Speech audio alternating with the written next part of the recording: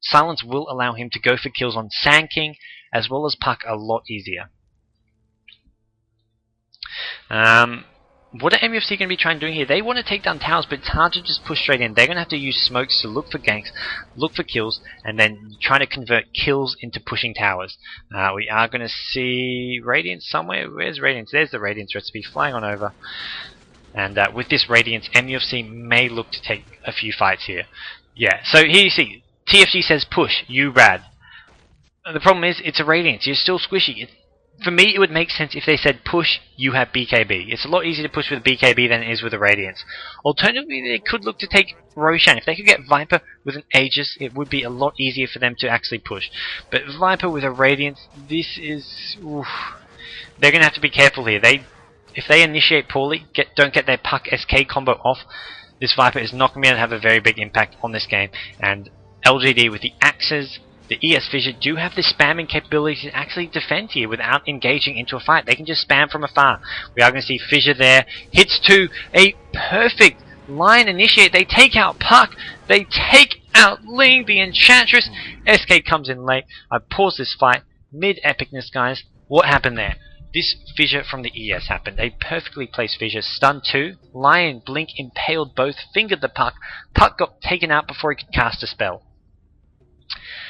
SK did get his combo off though, which is going to be enough to take out this AA, probably the Beastmaster as well, but Brood has popped the BKB. We'll be looking for some revenge kills here, but there's not much Brood can do apart from maybe kill the Vengeful Spirit, so we're going to see Vengeful Spirit go down maybe, but this AA and Beastmaster in a lot of trouble, unless this ES can... Well, I mean, ES has just popped his ultimate. He's used Fissure, so I don't think there's much ES can actually do here. As we're going to see Beastmaster immediately taken out. Can they keep up with this AA? It doesn't look like it. They've actually got Sentry Ward, so they may be looking to take out this SK as well. The Fissure finally comes off cooldown, but 2 kills to the Viper, and a very, very... what looked like a good fight potentially for LGD turned out to not be so good. They killed the Puck, but then after that the SK ultimate, the Viper with Rad just doing so much damage.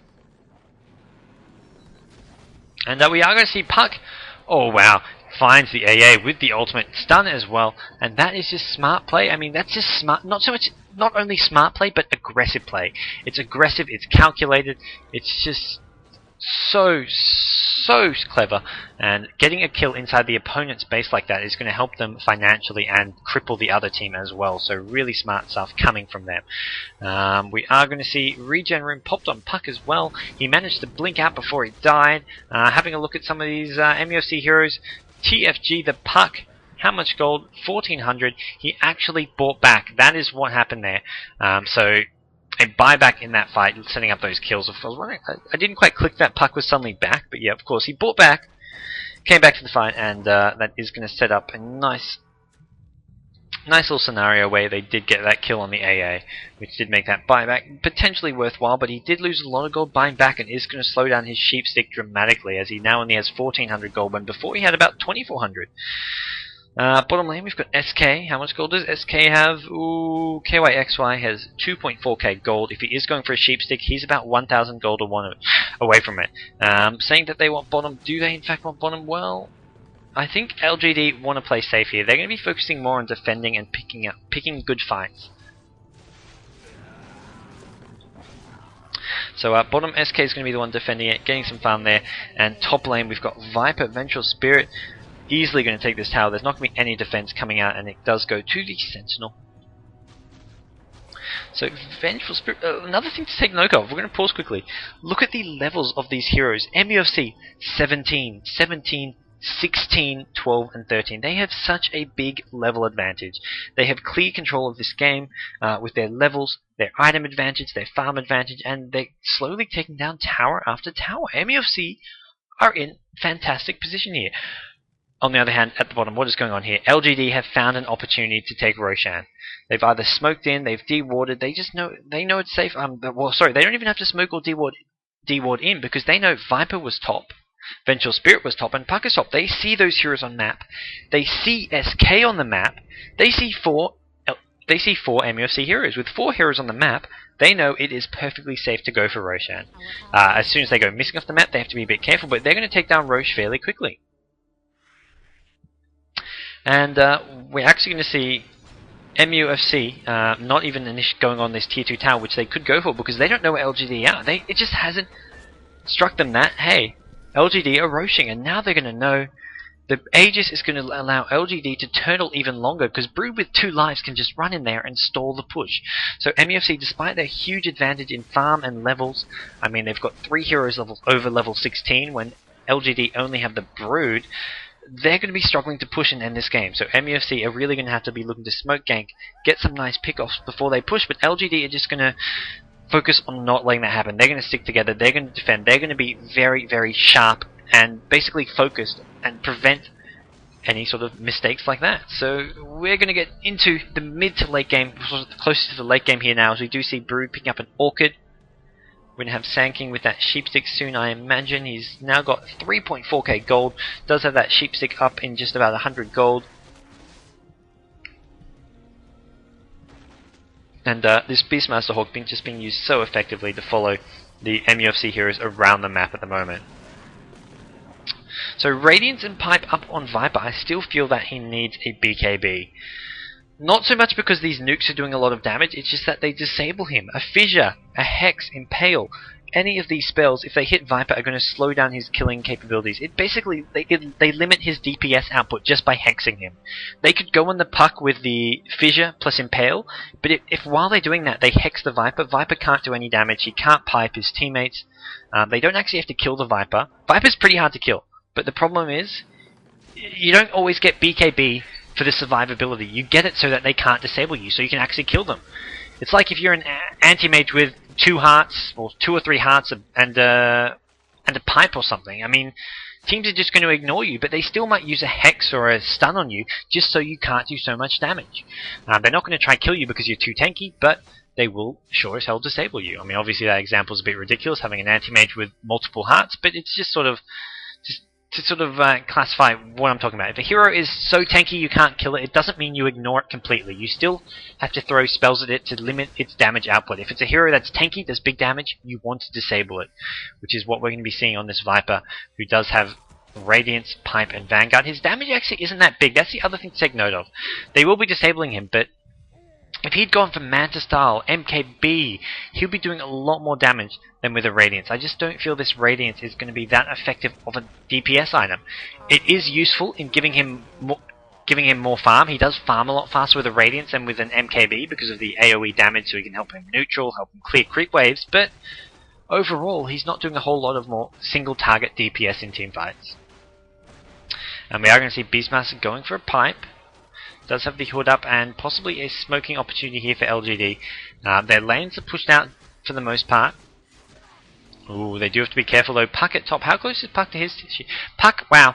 Puck after buying back is just focused on farming and he's going to have his sheep. So MUFC, the last 2 or 3 minutes have ignored pushing and focused on getting their sheep sticks up. We're going to see sheep on Puck, sheep on Sand King, and we're going to see those being bought in just a second here as Puck is just going to blink into that secret shop. There we go, and buy that sheep stick. Where's SK? He's got his, so 2 sheep sticks. I mean, you'd think MUFC are in a great position here with 2 sheep sticks, Pipe, Radiance, Vanguard on their Viper. Viper with 1500 gold on top of that. Going to be going for something like a Manta. And we are looking a little bit at this MUFC chat. They're saying, don't aim the Brood, he has Aegis. Viper's going to ulti him to slow him. Obviously, fights never go as planned. I mean, you have to look at the positioning of heroes as to who you're going to use spells on. But as a general plan, for MUFC, this is a good idea. The Brood BKB is, the Viper Strike will go through BKB on the Brood, slow down his attack speed and his movement speed, and limit him from actually doing a whole lot in fights, even when he uses BKB. So Viper's going to be just focusing on his raw damage to kill heroes rather than his ultimate, if he is using his ultimate on the Brood, which, when he has only got a Radiance, isn't going to be a huge amount of damage. So going to be interesting to see just how much damage they can do. But with Puck, Sand King with Sheepsticks and level 18, level 17, they can just do huge damage even without the Viper as a hard carry DPS. So right now, MUFC looking very, very strong. Django up on Vengeful Spirit as well. The only aura they are missing is a mech. I think a mech on this Enchantress would be worth buying. Simply for the auras. I mean, the aura and the heal is just so crucial. And how are LGD going to defend this? MUFC are just walking straight up here.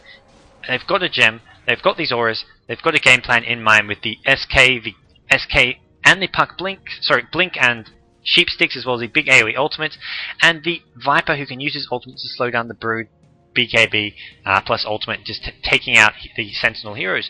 But what they have to be careful of is the ES Fissure, the AA ultimate, the line blinking in and hitting Impale on multiple heroes, Beastmaster Roar. There's a lot LGD can work with to defend with here. And as for whether or not they will be successful, we're going to slow this down. Didn't mean to speed it up too much. They can't right now. They're just focusing on spamming to defend here. A ping is being used to show where this line is. Line is playing so far back, and right now MUFC know they have to be careful. They can't engage on a bad fight here, and they're constantly pinging this line. So they're going to be looking for a swap by the looks of it. They've got Vengeful Spirit with a level 2 swap. They don't want to really swap in the Brood because he's got Aegis and can just blow the Aegis, or even just pop BKB and survive. What has this line done? What is this line doing? He wants to come around from the side. So Lion is using some interesting positioning to come around from the side. Little does he know this Obs Ward is going to spot his every movement if he does come in from the side. And that could be bad news for him. He's constantly being pinged. And whether or not MUFC want to go on him, if he does try to come around from the side, is possibly an option. Although he has finally ventured back into the base. And right now LGD are holding the fort. So MUFC, they're obviously LGD aren't farming right now, and here we go. They finally found this line. Once again, Lion tries to come around from the side, and he gets picked off. So without Lion up now, this could be a slight opening here to push in, and Lion immediately buying back as Beastmaster gets swapped in. Hex and MUFC now in a great position here. They're going to throw a Puck ultimate. I think that Puck ultimate was used a bit prematurely. Beastmaster was going to die regardless, and I mean, using the ultimate on the Brood as well, not going to do a whole lot. They wanted to hit this. If he had just saved the ultimate, blinked or orbed in, hit his Puck coil on the ES die, that's racks for them. They get racks here. Killing the Beastmaster. Beastmaster's brought back, so is Lion, and we're back in a 5v5 fight. So at this point, MUFC need to be careful. The entire LGD team is still alive, but they still have a huge advantage in terms of farms and items. They've got SK ultimate up. The swap is on cooldown, so is the Puck ultimate. The Viper ultimate is on cooldown for another 5 seconds, but that'll be up in very, very soon, and they will get this tower uncontested.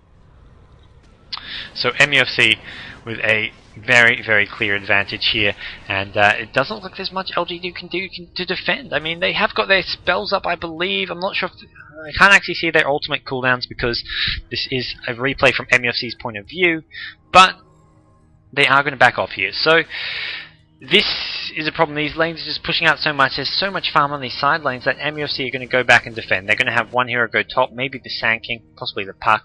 But at the same time, you have to say, who's going to take this to late game for MUFC? They've got a Viper, who isn't really a hard carry, he's more a semi-carry.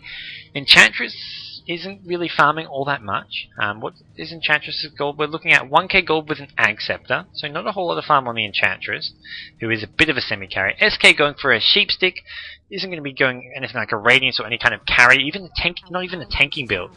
And we are going to see more farm being devoted to this Puck, which who has with Sheepstick Blink is just not going to make a huge amount of use of all this farm. I feel like they need more heroes who can make use of farm. I mean, if you go to the Scourge team, you can see ES could farm a Blink Dagger. Brood can always get bigger with more DPS items. We can see items like Sheep on the AA. I mean, they've got heroes who can still benefit from farm, whereas MUFC, right now, their heroes are capped out. They can't get any more farm.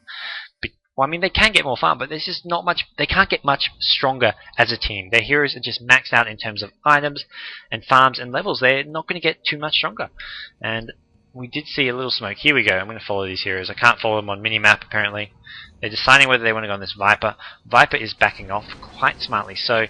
And ooh, they're pinging Roche. This is bad. If they run at Roche, if they think their opponents are Roshing, or we're going to see them get caught out here, but we're going to see what we are going to see is an initiate on the Puck at middle, and I believe that's Enchantress next to him as oh, a AA ultimate goes off, Raw as well, Puck goes down, Brood with the BKB takes out the Vengeful Spirit, so LGD kick the fight off with 2 kills. Sure, SK is coming with a nicely placed ultimate, but with Brood and BKB, and 2 kills already going in LGD's favor. They're not going to lose this fight. MUFC could come back and get 2 or 3 kills and basically make the fight even, but there's no way LGD will lose this fight. They've got the Aegis as well. We will see 1 kill go to the Sand King, and AA actually gets forced out and lives. Enchantress in a lot of trouble here because of this Brood coming in, and wow, what results is a very, very convincing fight for LGD.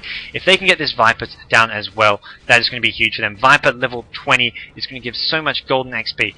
And why was that fight just so big for LGD? Because they were so far behind on farm, but more importantly, levels. Killing high level heroes gives you more experience. So killing all those level 16 to level 20 heroes is going to give a huge amount of XP and gold to LGD, and that's going to be basically kickstart any sort of comeback if they are going to have one here. So basically, if you're behind and your heroes are, and the opposing heroes are basically, well, as a general rule, if you're behind and you're looking for a gank, go for the opponent's heroes that are higher level. They're going to give more gold, they're going to give more experience, and that's going to help you get back into the game faster. There's no point ganking a low level support hero when you can gank the level 20 Viper. Why gank the level 13 Vengeful Spirit when there's a level 20 Viper? With that said, they killed the entire Sentinel team here, but basically you want to be focused, you want to kill high level heroes, and that'll help you get back in the game faster, which is just what has happened for LGD. That's really going to allow them to get a lot of golden XP on their heroes, and with Brood still has Aegis, I believe. Where is this Brood? At bottom still has Aegis. Maybe they're going to wait for this next Roshan. If they can get Roshan again, that's a huge swing of momentum in LGD's favour, and may just get them back into this game here.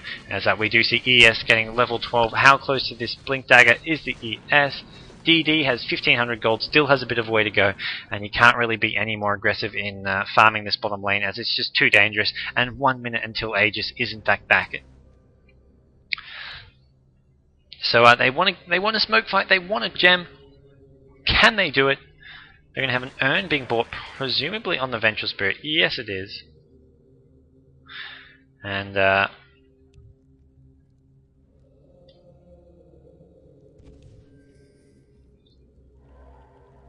we are going to see the Viper as the gem carrier, I believe. He's going to drop that magic stick, and this is why you're not always going to see TPs on heroes, because they're so limited in their item slots. He's got Vanguard, Pipe, Radiance, Treads, I mean Ultimate Orb, which will be a Manta style. I mean, he can sell this magic wand, but if he fills it with a gem, then he's got no room for a TP scroll. He's going to get to a point where he has to sell his Vanguard, or turn his Treads into Boots of Travel, and it just gets hard to have every item needed on a hero with just the limited inventory slots. We are going to see an Alpha Wolf push coming out from the Sentinel MUFC team. LGD saying, we don't care, that's a tier 2 tower, we want to defend in base. That's where it's easiest to defend. MUFC yet to get that gem yet, is flying in, I believe. Yep, it's there on the chicken. Gem gets dropped. Vengeful Spirit is the one carrying it for the moment, and Aegis is gone. So MUFC noticed Aegis is gone, Roshan is back. This for them is their opportunity to push. The problem is, I fear LGD are going to have buyback. They've got 1600 on Brood, 2200 on Yao, which is the AA. They've got their carry per Brood with 4.5k. DDC, who is the Lion, with 1200 gold, probably doesn't have buyback. Yao, the AA, with buyback. DD, the ES, has getting close to that Blink Dagger, but if he needs, he can use that gold for a buyback if it is to save their base. Beastmaster with no buyback, but has finished that pipe. So how is this push going to go? They're going to be looking to spam as much as possible, keep these creeps off the tower, not let MUFC come into their base. Lion, once again, wants to come from the side. It didn't work off for him last time because there's an Ob Sword scouting him, but this time MUFC do not spot him, and he's going to be looking to try find this Sand King, prevent the Sand King from using the ultimate Blink combo, and he's staying this far back because he may be scared that it's warded here. If he's expecting a ward, he's expecting it there, which is why he's going to stay way out of position until there is an initiation. And he can wait that long because SK Ultimate will not start the fight. It's going to be Puck and Viper starting the fight. Puck's going to use that coil and basically blink in to start that, or they could start it with a Vengeful Spirit swap, but the Sand King Ultimate's going to come at the end of the fight, which is why Lion is going to be standing off to the side, waiting for the fight to begin, and then trying to find the Sand King and preventing him from using the ultimate. So the fight continues, the spam continues, the axes. They are saving that fissure, not using the fissure to push out creep waves because they do know how important it's going to be. Vengeful Spirit swap. And who actually has he swapped? I'm getting a bit confused here. Slash loss. I believe it was this Beastmaster who has been hexed. Beastmaster must have been forced away, and Brood goes on the Vengeful Spirit, and I think AA Force Staff was used to get that Beastmaster back into the base, and AA just going to throw the ultimate, and actually survives because the Viper got cubed, and Sand King comes in, takes out one before getting taken out himself, and a 2-for-1 trade so far, going in LGD's favour, and that is bad for MUFC as their window is slowly closing. They haven't got much time to actually end this game. They're facing off against superior, basically, team heroes in the late game. A Broodmother late game, Beastmaster late game, ES with the Fissures, the AA Ultimate. These heroes all have a big late game impact. Heroes like Enchantress, Vengeful Spirit can't have a huge impact on the late game, and this window of opportunity for MUFC is slowly getting smaller and smaller, and what we are going to see is LGD going for Roshan once again. They picked up an Eagle Horn on the Broodmother. That's going to give him evasion, and be a nice little semi-counter to the Viper, but it just gives him a lot of DPS and attack speed as well. And there you see, just hit tower. They chased in too far, but the problem with their lineup is they've got a hero-killing lineup. I mean, Puck and Sand King with hexes, these heroes aren't designed for taking down towers. They're designed for going in, having team fights, getting hero kills, and they went in too far. They just don't really have the lineup. I mean, if they had a Manta on this Viper, basically Manta and BKB, they'd be a lot better at pushing rather than this Radiance, which I'm going to basically come back to this Radiance so often. I don't feel it was a good item choice here. It allowed him to farm faster, but since farming the Radiance, the only item he's gotten has been a pipe. He's got this ultimate orb, and he's going to have a Manta style soon, but Radiance is an item which you get so that you can farm your future items faster. But as a semi-carry hero Viper, you don't want to farm your next items faster, you just want to end the game faster, which is why you get the Manta, why you get the BKB, rather than go for an item like Radiance. And we are going to see Aegis up on Brood, has finished the Butterfly as well, has no gold on top of that, but with the Aegis does feel he's fairly safe, doesn't need any kind of buyback gold. We do have buyback gold on the Ancient Apparition with 3k gold, has 4-staff mech, hasn't even bought, could buy an ultimate orb and start making that sheepstick, but it's one of those things. Why? You don't need to bother with that, and what we are going to see is a sentry ward here. They actually know MUFC is smoked here. They had a sentry ward on this cliff. It disappeared. It got killed by these creeps, and they know there's a gem on the other team. So they actually know MUFC is smoked. So they can just sit here, play safe, and MUFC's smoke gank plan here is going to be is going to fail. They put down the sentry ward here. I believe whose sentry ward is that? I believe it's LGD sentry ward. Yeah, it's a pink sentry ward on the minimap, so they're going to know this smoke coming. They put that up just in case they try to run up the lane, and now we are going to see how this next fight goes down. They need this Rax. They've taken down the tier 3 tower, but up against a Brood Aegis B-Flight, this is going to be very hard for them. We're going to see the spam coming out from the Beastmaster axes, and this is just going to be such a hard fight for them to take. Ultimate Orb on Puck, not going to do a whole lot with that. As said earlier, MUFC, they are capped out. They can't get too much more farm, which is going to be the main problem for them coming up. Well, it's already become a problem for them as we've now reached the late game. Their heroes are capped out. They've been capped out for the last 10 minutes, and there's just not much more they can get in terms of farm. Whereas, I mean, looking at LGD, they are getting bigger and bigger. They haven't even hit level 16 on heroes like AA. That's going to allow them to do a lot more damage in fight. And just not going all that well. Viper is going to back off, go farm. Basically, at this point in the game, they need to give as much farm to the Viper as possible to try and get whatever items he can get up. The MKB, his Manta style. Well, initially it's going to be a Manta style, but I mean, he needs something like an MKB as well. Something with just... Well, actually, he still needs BKB. I've said it before, I said it again. We've got a smoke gank. Where are LGD? They smoked somewhere. Let's try find them, guys. What a fun game. We're going to cheat. We're going to click their team here. And here we go. They're at mid. So they've smoked from their base. They know all their lanes are... This is why it's so good to have your lanes pushed out. Because you can do things like smoke gank. If your lanes are pushing in, you've got to defend them. And if you're not defending them, your opponents know you're smoke ganking. If you have creeps up here pushing and you're not defending it, it's like, well, why aren't they farming that? That's free farm. But they're not there. It's because they're smoked. So this smoke is coming in bottom. They're going to go on... what looks to be the Sand King here, as We haven't got a Raw or anything. Lion, this is why the Lion Blink is so important, because he can initiate in these ganks. If Beastmaster runs in with a Raw, Raw has casting time. He raises his arms up to throw the Raw. It's sort of with a half second for Sand King to blink out. Whereas Lion, Hex is instant, which is why you see the Hex being thrown right away on the Sand King. But Puck has come in with a Silence and Coil. Well, he hasn't used the Silence yet, but that's going to maybe keep this Sand King alive, and we're going to have a big important clash here. But Brood BKB are going to do so much damage. Puck gets taken out almost instantly with the Orchid, and there's the Raw. It's going to be used on the Puck.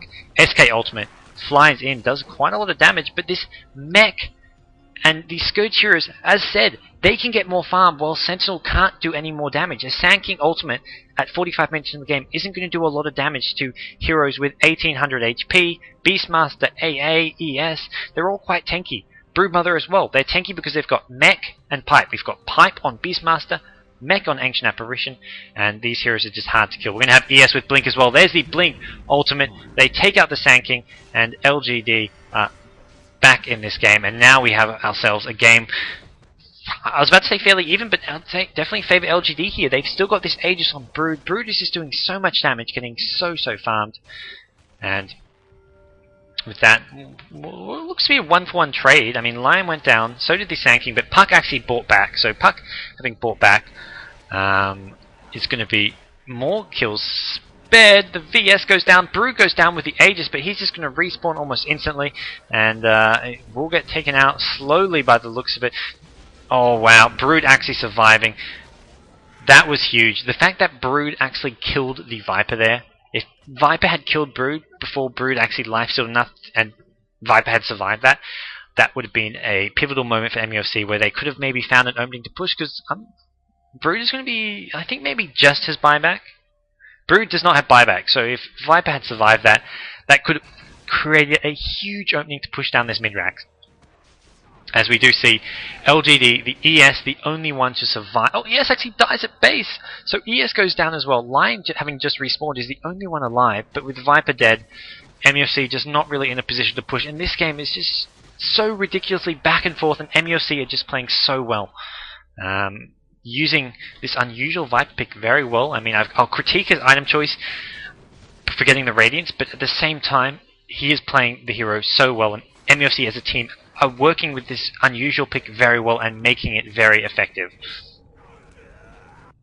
It looks like Sand King wants to farm a Ghost Scepter just for the Brood. Going to call for a save.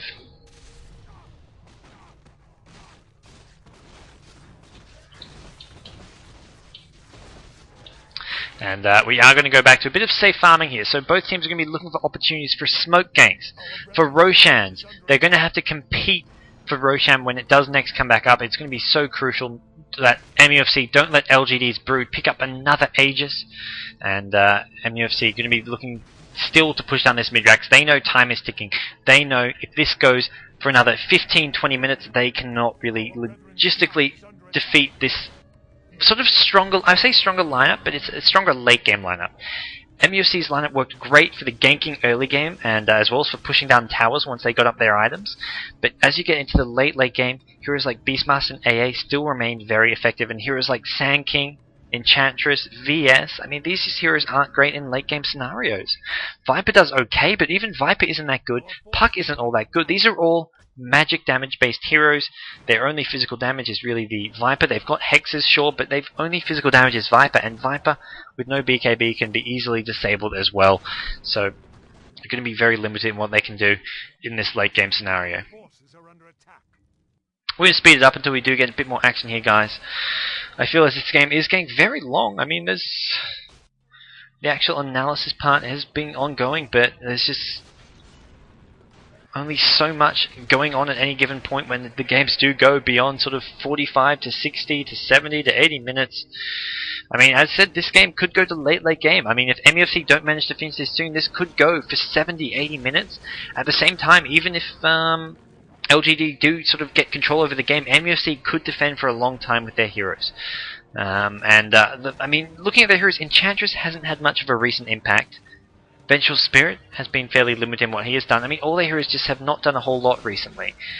They have done okay in fights because of the amount of farm on this Viper, and they are going to be looking just to take down this Rax, and whether or not that can be done, we will see shortly.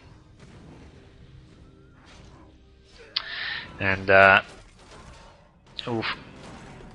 They are just carefully positioned behind this Viper. They're basically trying to say, if LGD want to fight, they're going to have to go on this Viper. Viper's going to be the one at the front attacking. And here we do see the Fissure, the Cold Feet on the Viper. Viper won't get frozen because he used that Manta Style. And Rax now in trouble. Puck has come in as well somewhat. Going to blink out immediately.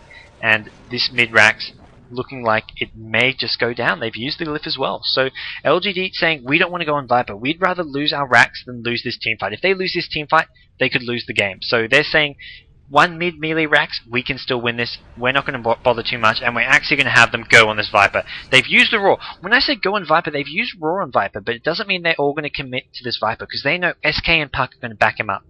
So this could, what's more likely is that LGD is saying, okay, we're going to Raw the Viper, force this Puck, the Sand King, to come in, and then we're going to focus on these squishy support heroes, the Enchantress, the VS, the Puck, the Sand King.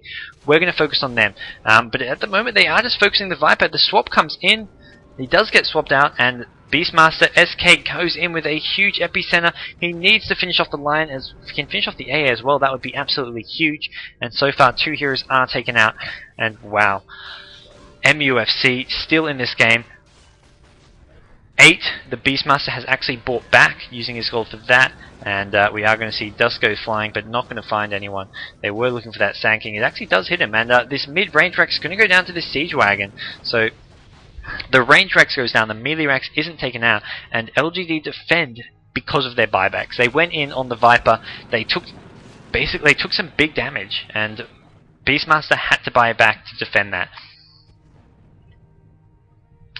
So we are going to see LGD with a bit of a counter push here. Viper is dead, and if he cannot buy back, he can't buy back. This could be a Rax for LGD. As said, Viper is their only physical damage here, and as these heroes on LGD get tankier and tankier with Pipe, Mech, it just makes them really hard to kill. We're maybe going to see something like a Django on ES with these braces. Obviously, braces is just great for tanking up anyways on their own, and blinking around, looking to try to get into perfect position for any fissures needed, and 20 seconds before Viper is back. So LGD losing their range Rax are going to counter push here, take down tower for sure, and almost definitely get at least 1 Rax here, possibly the 2 middle Raxes. I don't think they'll be able to get bottom or top because Viper will be back by then. But this is why this relying too much, putting all your eggs in one basket is not going to pay off. The swap, whoa, I completely got lost there. Swap on the Brood, that was absolutely huge. Where is Brood? He's been, I believe, forced out by the AA, but Brood got taken out. Swap Hex, and then I imagine they probably changed another Hex, a couple stuns, and Brood gets taken out very, very quickly. If he actually dies here, that will be massive, but he's popped the BKB ultimate. They didn't quite kill him. If they'd actually killed him before he popped that BKB, it would have been a lot better for them, but they do actually take him down as well, and a buyback immediately from the Brood, as the entire LGD team is in a bit of trouble here. They've lost 2 now. The AAES did manage to escape, the Brood buying back, and Lion blinking away. And MUFC saying, let's go mid, let's take this other mid Rax. We lost our melee Rax, let's go take their melee Rax, because that range Rax at mid, not going to do a whole lot. But ES no ulti? I don't know. Did ES use ultimate that far? I don't think he did. I think ES still has his ultimate, but we're going to wait and see. Right now, they are looking to push in. The only hero who is in fact dead is this Beastmaster. So Brood is going to be alive for this next push. Brood with a 5-second BKB. This is one of those moments where I feel Brood should sell his old BKB, buy a new one, so he can get that BKB up to 10 seconds. It's just, I mean, double in length. I mean, even if you only get it for 1 fight at 10 seconds, it's absolutely huge. Here we go. Blink Hex on the Sank. By the Sand King on the Brood, but because the backup is so far away, he's not going to use a stun there, as they could have basically turned around and gone on that Sand King if he did stun in there, and that would have been pretty ugly for the Sand King. The push is coming in though. Beastmaster cannot buy back, and this could spell trouble here, as Sand King immediately just blinking and sandstorming. So basically he's just trying to psych out LGD. LGD with a Brood with a 5-second BKB and no Raw here. There's not much they can do to defend. They're just going to throw away this Rax, and it looks like MUFC may try and get this top lane as well. They don't want to overextend and go through the base, especially with Beastmaster back alive now. So this game is just, wow.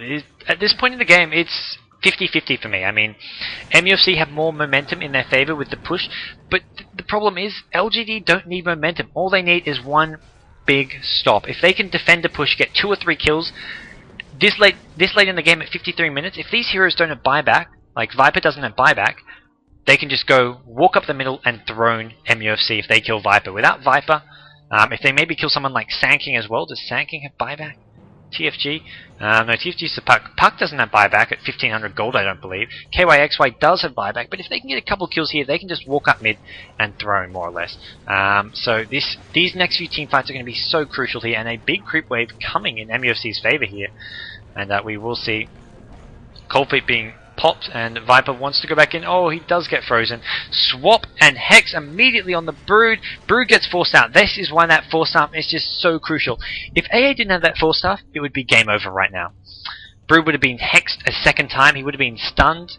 And, wow, ES has actually blinked into the middle here, or been forced in, or something. But ES gets stunned before he can cast a spell. Going to be looking to just pop that ultimate, but he's been silenced. Brood with the BKB. BKB's actually worn off a huge ES ultimate.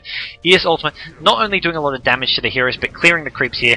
And SK doesn't get his ultimate off. Another key factor there is SK got hexed before he could actually get his ultimate off. If that line hadn't used that hex there, this could be game over, because I don't think Brood actually has buyback. Brood just bought back 2 or 3 minutes ago, so Brood with no buyback, and Brood almost getting picked off that fight, not to mention SK almost getting his ultimate off. That fight was just so close. Oh. I just mentioned that fight was so close. Look at this scoreboard here, guys. We have got a team wipe, essentially. I mean, the entire Sentinel team died. Sand King bought back, but that fight was just ridiculously close. It started by Brood being swapped in, but they forced stuff from the AA, saved the Brood. Then you had the SK ultimate about to be popped, but no, the Hex was there. If they killed the Brood at the start of the fight, MUFC win that fight. If they get that SK ultimate off, they don't win the fight, but the fight sort of becomes... They maybe would have saved what would have been a terrible fight into a... Not a terrible fight, well, it was a terrible fight. What could have been a bad fight, it would have become an okay fight if SK got his ultimate off there. But in the end, because of a single force staff, as well as the pipe, the mech, keep making these LGD heroes so hard to kill. Basically, there's nothing... I mean, basically, the entire MUFC team get taken out in exchange for absolutely nothing. They got many... They'd say many force... I think there's only the one force staff on AA, unless Lion has picked one up as well, which would actually be a decent item choice. I mean, getting a second one could be worthwhile. But the one force staff was all that was needed to keep that Brood alive. And with 4 heroes dead, not many with buyback, I believe, with a sort of 30-second margin before those 3 heroes respawn with just SK and VS, this top Rax should go down here and give LGD a 4-2 Rax advantage, which is going to be so crucial. And then they're going to be looking to take down Roshan as well. They know they can get Roshan later as soon as their lanes are pushed out, but what they can't get later necessarily is this Rax, so that's why they go for Rax before Roshan. Once they get this Rax, they are going to TP back, push out the lanes, then go for Roshan. Basically, they're going to play it safe. They're not going to try do anything risky, and they're not going to try Roshan if the other team's heroes are, in fact, missing. We do see them pinging Roshan. And MUFC making the only decision they have, which is the smart one. Smoke, go. They know they've got to stop them from Roshing. But at the same time, LGD are going to expect it. They're going to expect the MUFC team to react to this and try and come and stop them, and that's going to mean a ensuing fight will be absolutely crucial here. And LGD are backing off. I mean, LGD don't have to take Roshan now. They just have to push out these lanes. They're going to get this bottom tower if MUFC don't defend it. They can just push out top as well. They can just push out these side lanes, deny MUFC from getting Roshan, and then once MUFC go back to defend bottom, defend top, they take Roshan themselves. That's when they go for Roshan. They're going to basically force MUFC to sit here for the next 2-3 minutes, and that's not going to go well for MUFC if they are in fact stuck there. And they've smoked. Where have they gone?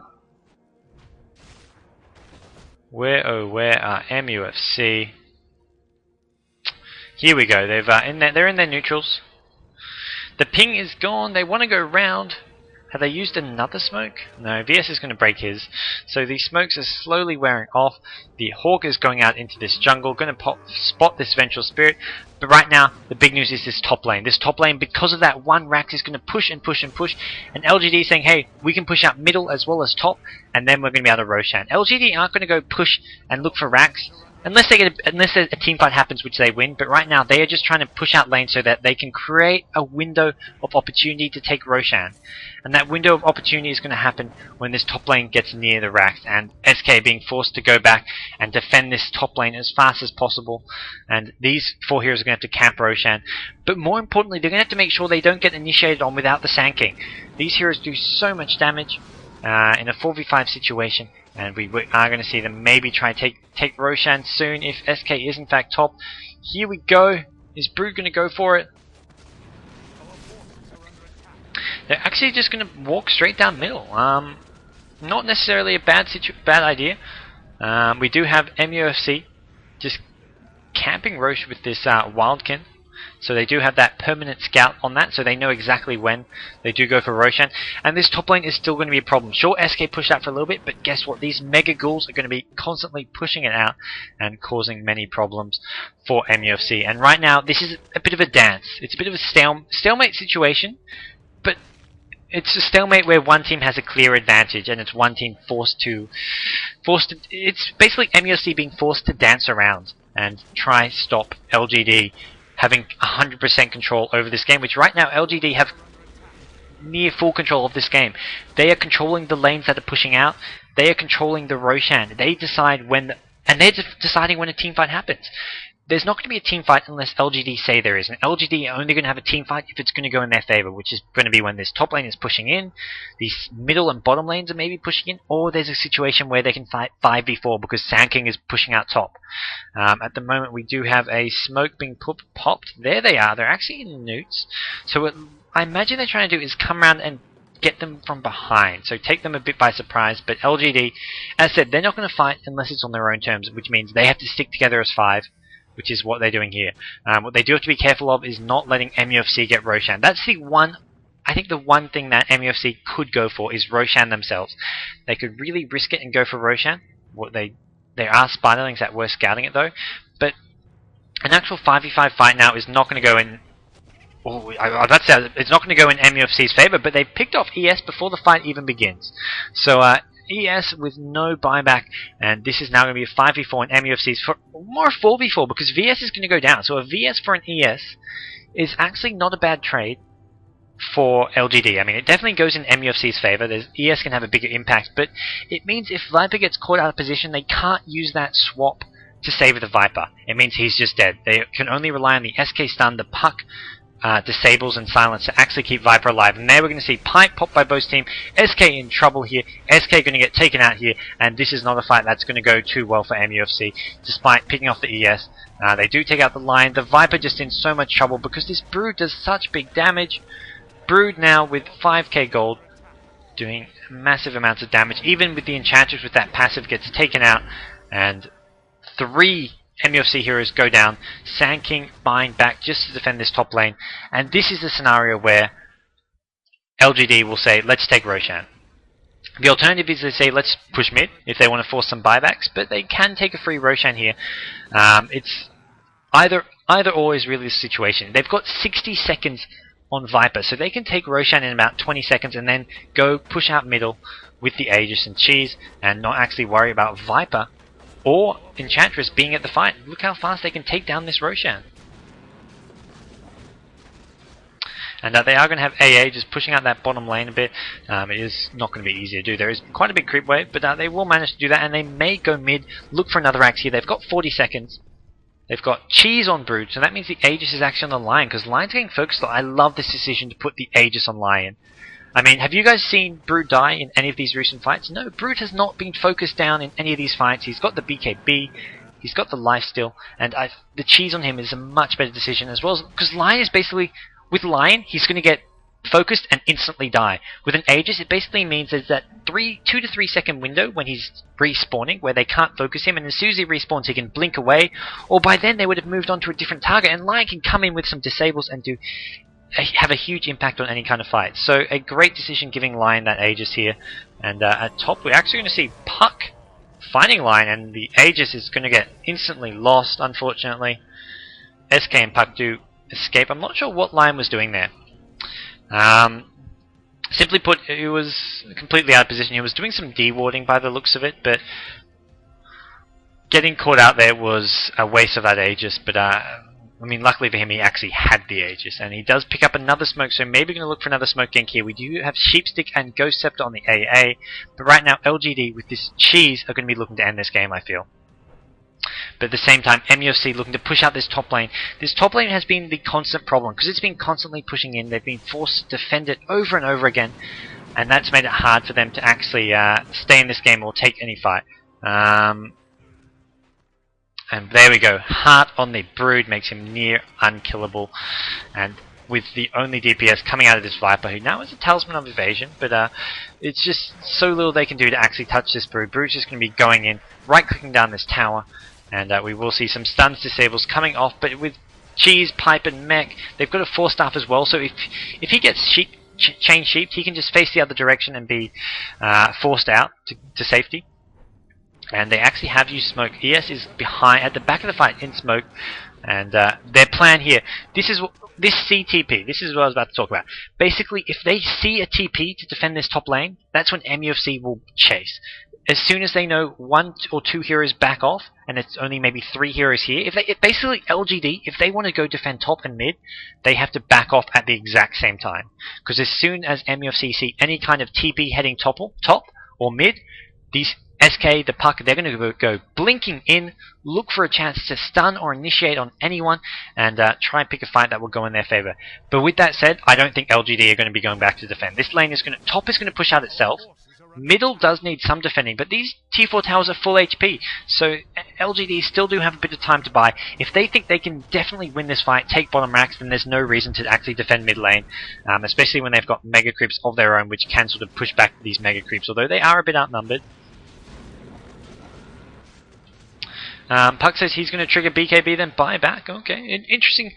You can see a bit of insight into MUFC, what they want to do here. What are their options? They know they're in a bad situation. Puck goes. Here we go. Going to get Hex. There's the BKB. He actually swaps the Brood. I don't know if that was the intended target. And Puck goes down as well as the VS. They didn't want VS to die there. And Puck... Where is Puck? Puck said he was going to buy back. Okay, Puck has bought back. I didn't see it because I was looking at the other team, I believe. Anyways, Puck is brought back, but the VS died, which is not what they were wanted there.